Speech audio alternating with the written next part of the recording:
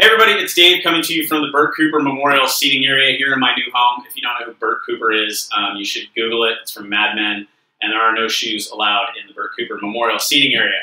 But today we're talking about vision, and really we're focusing in on having a vision for your team. I also think it's really important for you to have a vision for your life, but that's a larger topic that we'll have to get into another day. I thought the post did a really good job of giving you an idea of how to create that vision, what to do. I love the idea of writing yourself a letter. That's something that I've done numerous times. And Caroline has, sort of talked about how she writes on her mirror with lipstick and these little goals. And goals and vision are really, really tied together. Vision is much larger. So your goals, as we're setting goals, are designed to advance your vision. But if you don't really know where you're going, then how do you know when you're getting there? If you're getting there. So let's talk about it in the context of like a road trip. If I was going to drive to, let's say, Denver, okay, I live in San Diego. If I was going to drive to Denver, I probably couldn't do that all in one day. That would be a hell of a drive, right? But I could probably make it to a couple of different milestones along the way. Vegas, Salt Lake, those are kind of those big milestones along the way, at least if you're going to drive from San Diego. So those are kind of goals, right? Like, so today I'm going to drive from here to Vegas, right? That's a goal. Vision is, I need to get to Denver. Okay, so vision is much larger than goals. So when we talk to you about setting goals, like I'm going to hit Diamond by such and such date, those are goals that are designed to advance your vision. But if you don't really have a vision, that goal of getting to Diamond seems really, really kind of crazy and hollow, and you don't really know why you're doing it. So you don't really have a bigger picture of, this is a small step in this much larger staircase that I'm trying to climb, all right? So I'll tell you a little bit about my story. For those of you who don't know, my ex-wife was one of the founders way back in 2007. We opened for business in March of 2007. And I really wasn't engaged in the business early on. I didn't really care. I was practicing law. I was in like my 7th year of practice at that time.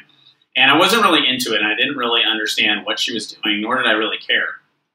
But when I finally did get involved, which was really late 2008, early 2009, one of the first things I did was to stop and pause and say, okay, what's the vision that I have for my business and my team? I started with my team because I felt like that was really the most important thing, right? If you're going to be successful in this business, you've got to have a team. That's just the way this works. I started by thinking about who are the people I really wanted to be in business with, okay? There were people who had a lot of integrity. There were people who were going to do this the right way. There were people who were going to focus on the right things. There were people who were going to put other people first and money or achievements or recognition second. And I always wanted those types of people on my team. And I was less concerned with how quickly my team grew and more concerned with the type of people who I was in business with, because that's how I really view what we do. I will often say, this guy's on my team or whatever.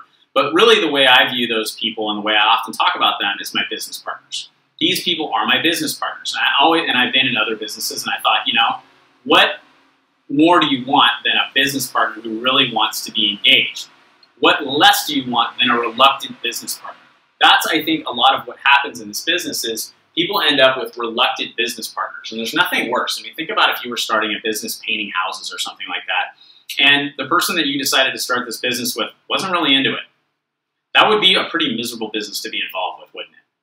I decided that I wanted people who were really going to work. And then I was just really dedicated to taking the time to find those people and being really patient with it and understanding that along the way there were a bunch of different people who were going to come in and be on my team who weren't going to be that into it and who maybe were going to have their priorities messed up and they were going to prioritize making Success Club or making money or hitting a certain rank or walking across stage for doing something special over what I believe we really do, which is helping other people.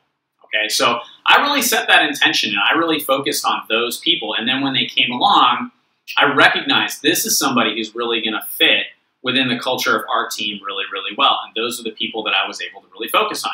Now, there are other people on a team who maybe don't see it that way and they're still having a lot of success, and that's great. That's totally fine. But the core nucleus of really successful people on my team think the way I think, and they view things the way that I do. And I really believe that's because I took the time early on to establish a certain culture for my team. And I talk a lot about this with my team, and I talk a lot about this in the broader context of Team Beachbody, because I'm such a strong believer in culture creates results.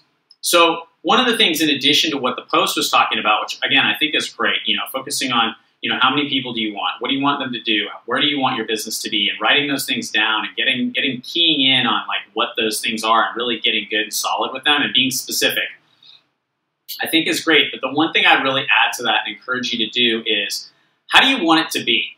When we started our team, I really wanted it to feel like a family. That was something that was really important to me. And I recognized that that was going to be a challenge, because being a family is not that easy, right? It's one thing if we're business partners. If we're just business partners and that's all we are, then when you're not doing what you need to do, it's real easy for me to say, hey, you're not doing what you need to do. When we're a family, it's a little bit different, and we have to handle each other different and approach each other different. And it's just a different feeling that I think we have on our team as a result. So that's the big thing that I would add to what the post has to talk about as far as creating a vision. Incredibly important. Please don't overlook this step. I know this is kind of the dirty work where it sometimes gets really difficult to key in. I'm sorry about the aircraft. I live right next to like one of the biggest Navy bases on the West Coast.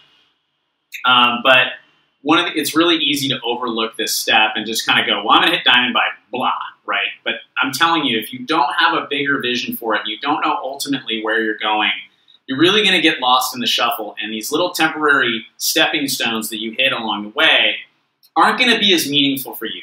But when you do sort of know what the end game is and where you're going with this thing, and have a bigger picture of what it is that you really want and how you want it to look, then when you hit the little stepping stones, when you make emerald and you maybe make ruby, or maybe you skip right over that and you hit diamond right away, you'll start to see, I'm creating a team. I'm creating a group of individuals who want what I want.